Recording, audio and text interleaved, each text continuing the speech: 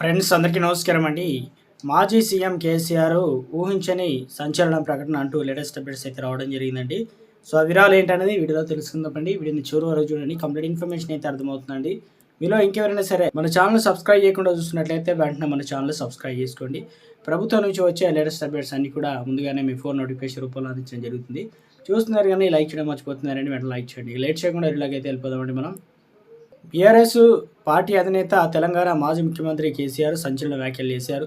శనివారం Erravelli farm house మీడియాతో మాట్లాడారు. రాష్ట్రాల్లో మళ్ళీ బీఆర్ఎస్ పార్టీని అధికారంలోకి వస్తుందని ధీమా వ్యక్తం చేశారు.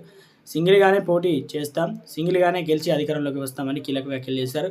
బెల్లం ఉన్న దగ్గర ఈగలు వస్తాయి, అధికారం కోసం కొందరు కండువాలు మార్చుకోవడం కామన్ అని పరోక్షంగా అన్నారు. సిరి సంపదలు ఉన్న తెలంగాణ దోచుకోవడానికి కొందరు సిద్ధంగా ఉన్నారని కీలక ఆరోపణలు చేశారు.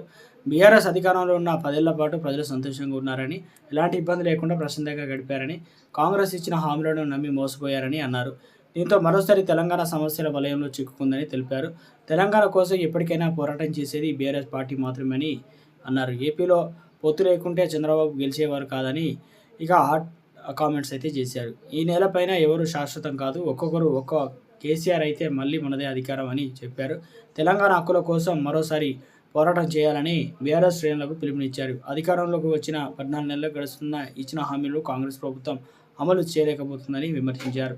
ఇక తెలంగాణ రాష్ట్రంలో ఇటీవల కాలంలో ఏదైతే 10 మంది పార్టీ మారిన ఎమ్మెల్యేలకు సంబంధించిన అనర్హత వేటు విషయంలో సుప్రీంకోర్టులో మరోసారి దాఖలైతే వాటిపైన తుది నిర్ణయానికి సంబంధించి స్పీకర్ కూడా నోటీసులు అందడంతో కొంతమంది ఎమ్మెల్యేలు ఆల్రెడీ మేము కాంగ్రెస్ పార్టీలోకి వెళ్ళలేదని చెప్పేసి 2-3 చెప్పడంతో రాష్ట్రంలో ఇక మరోసారి రాజకీయం అనేది రివర్స్గా రాజకీయంగా హాట్ టాపిక్గా మారింది అంటున్నారు.